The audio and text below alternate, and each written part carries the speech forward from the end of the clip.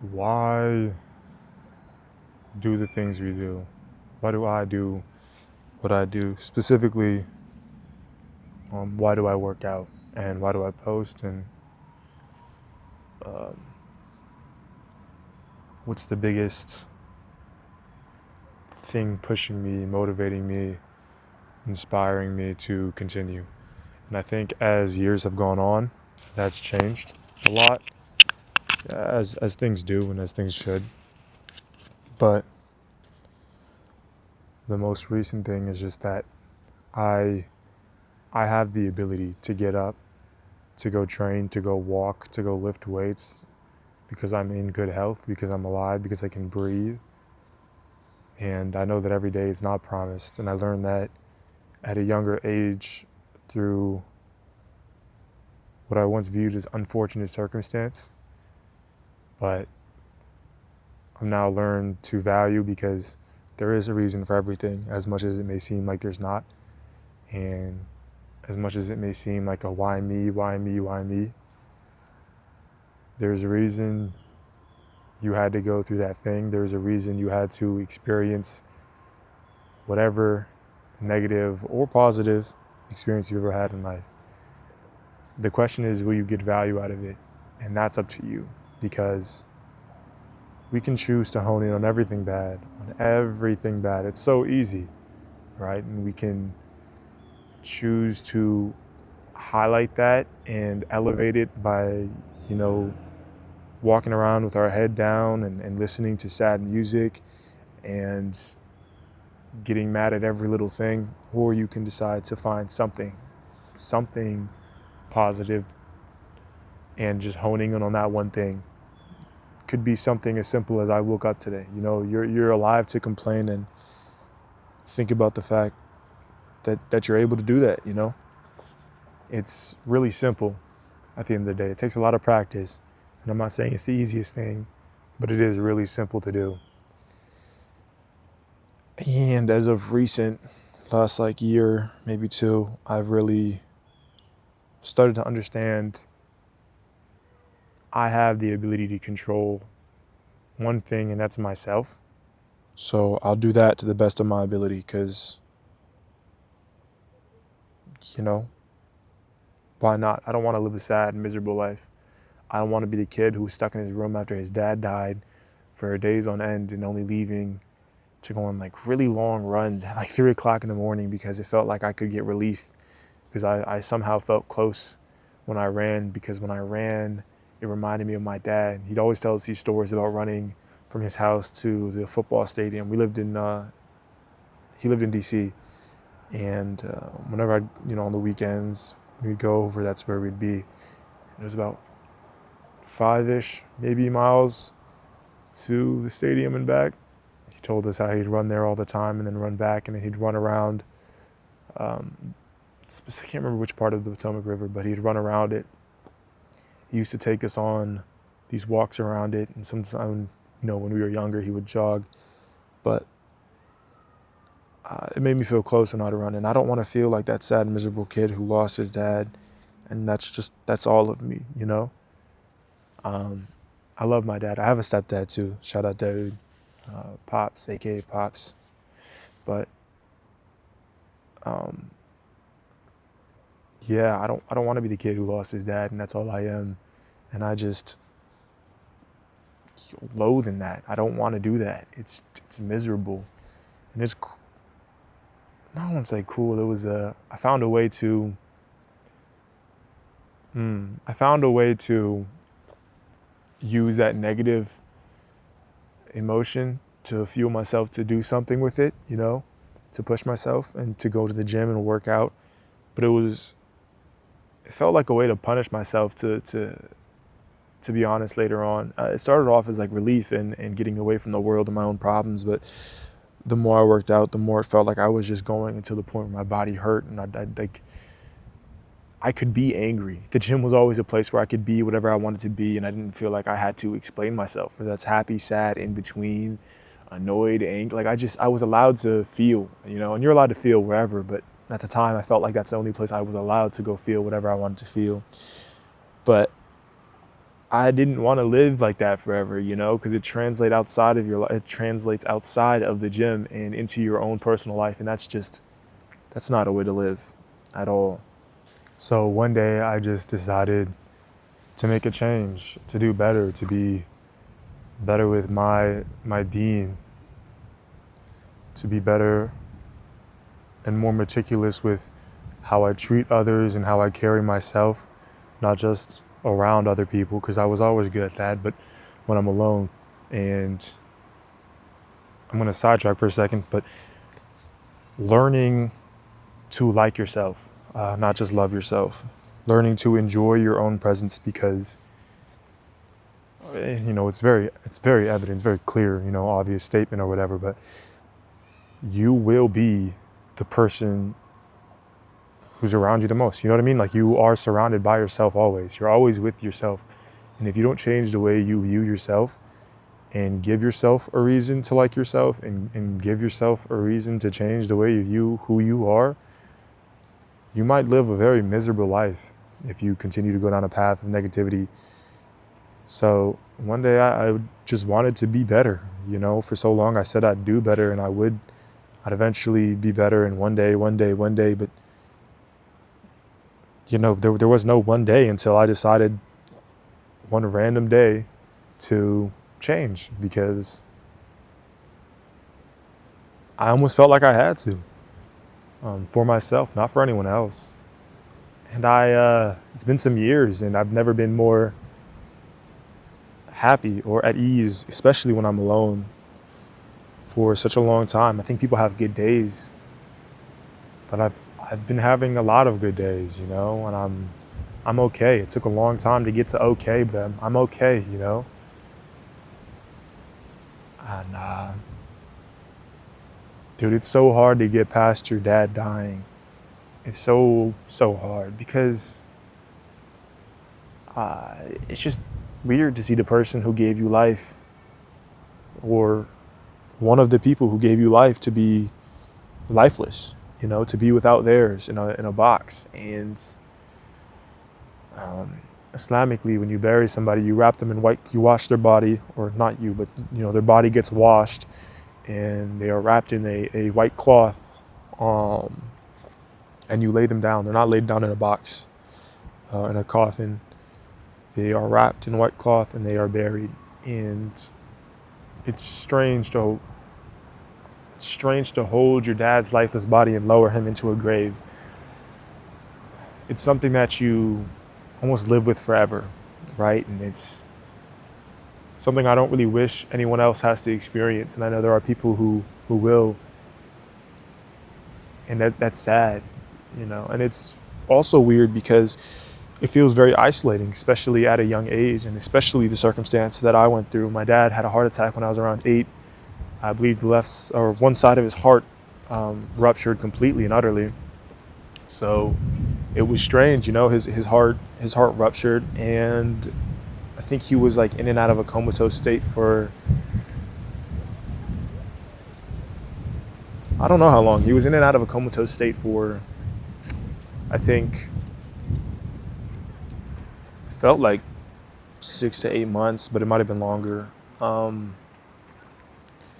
yeah, dude, it was waiting rooms, a lot of waiting rooms, and just hoping that he'd be up. And I think that really defined me, that really shaped me, and learned very young that life is not promised. But growing up, those days and those weeks on end, we'd sleep in the waiting room and we'd be in the hospital. It was difficult, man. And he was in and out of the hospital after that for the next 7 years. And as the years went on, the worse it'd get and the longer he'd be in the hospital. But that shaped me in all the best and worst ways. And I'm glad that I came out the other side on top of it, because I don't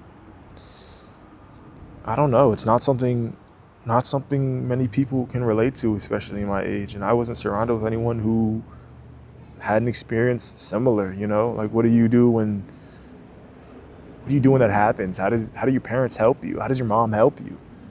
My mom's dad is still alive. My grandfather's still here. It's not something she knows how to help, and it's not on her at all. She did the best she could, and it's just like, it's so isolating. You feel so alienated in every scenario, and you're in crowded rooms, but you feel so isolated still, you know? It feels like everyone's in a good mood and you're stuck in a space, and that's a part of why I needed to change, and I wanted to change because I didn't want to live in that world forever. And shout out to my friends, and shout out to everyone who's helped me become better and helped me come to a place where it's easier for me, you know? I wouldn't be me without my friends and my family. All of me is just parts of them, and I'm so grateful because they're such great people. Yeah, thank you guys so much. Thank you, all of you, really all of you.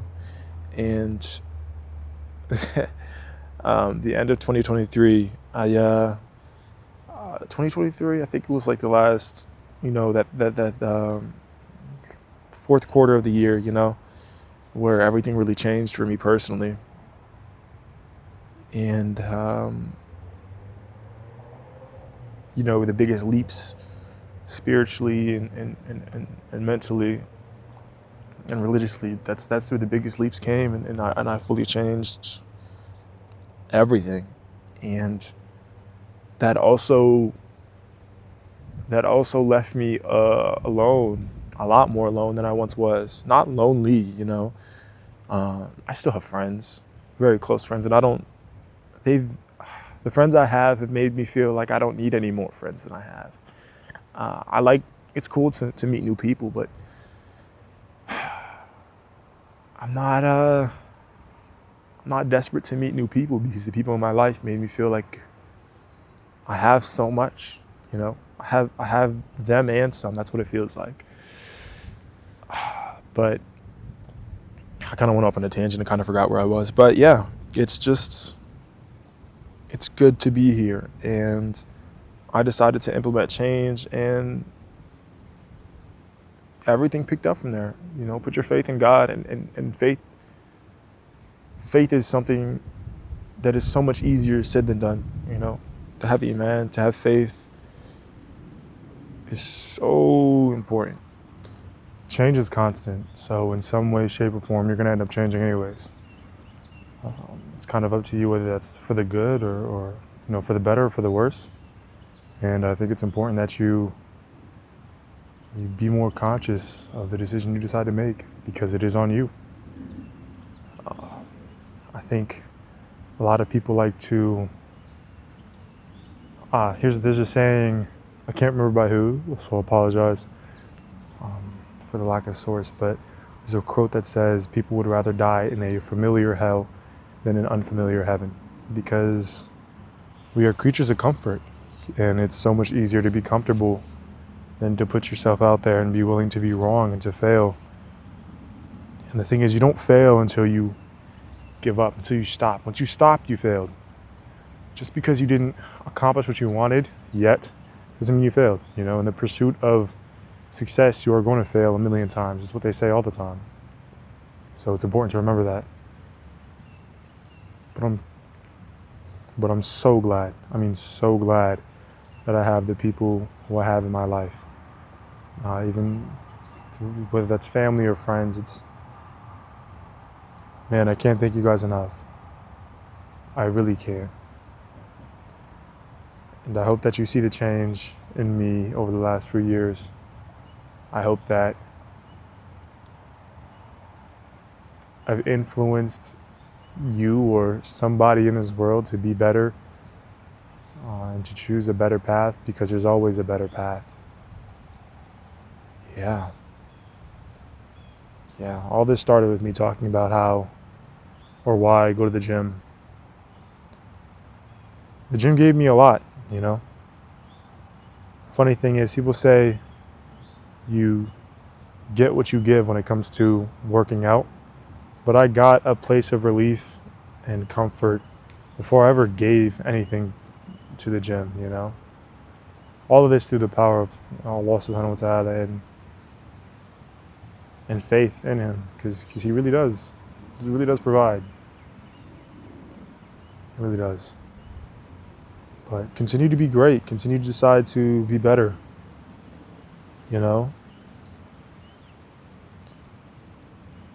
yeah. Another thing is I lost, not lost, but drifted from people I was close to previously because of the things I decided to continue to value and, put at the forefront of my life, because we just live different lives. And I hope that if you see this, if you see any of my videos, that the love I have for people hasn't dwindled, though I may not show it and we may not speak and we may not talk. The love I have for people in any regard is always in my heart. It's just God comes first, and Allah comes first, and that's just first and foremost, and that's taken control of my life in the best way. It's given me control almost, Yeah. So I make an effort every day, and you'll be surprised on how much you doing what you're supposed to do or what you have been saying you're going to do affects others and motivates others and inspires others to be better with themselves. There is no feeling like it, really.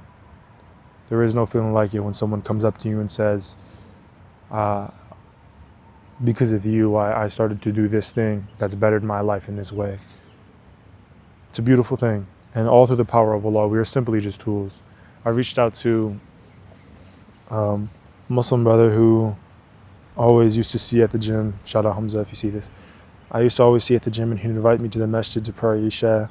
And I'd pray Isha, but I wouldn't go to the masjid to do it because it just wasn't, I didn't care to necessarily. This is way long ago.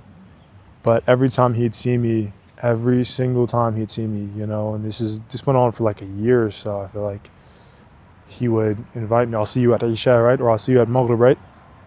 And I don't think he knows how much that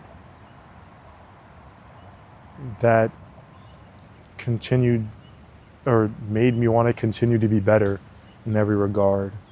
So as I've drawn inspiration from others, I hope that others can look at me as an example to some degree. I'm far from perfect. I'm far from the example of a Muslim. I'm far from the example of what a man should be, of what a son should be, of what a brother should be, of what hopefully one day a husband should be, or hopefully one day a father should be. But yeah, I hope to some degree I can be of a positive influence. But it all starts with being better now, because one day you might be someone's husband and you might be someone's father. You're already someone's son, or brother, or sister, or wife, or mother. You get the idea. And it's like, take on the responsibility of those type of roles before you get to them, and you'll be maybe slightly more prepared for it. I don't think that you can prepare for these things, but slightly more prepared, Hold yourself accountable. Anyways, that's all. I hope you guys have a wonderful day. Inshallah, Allah continues to bless us all. And I hope that everyone, not necessarily gets what they want, but I hope everyone gets what they need. I hope we all get what we need in this life.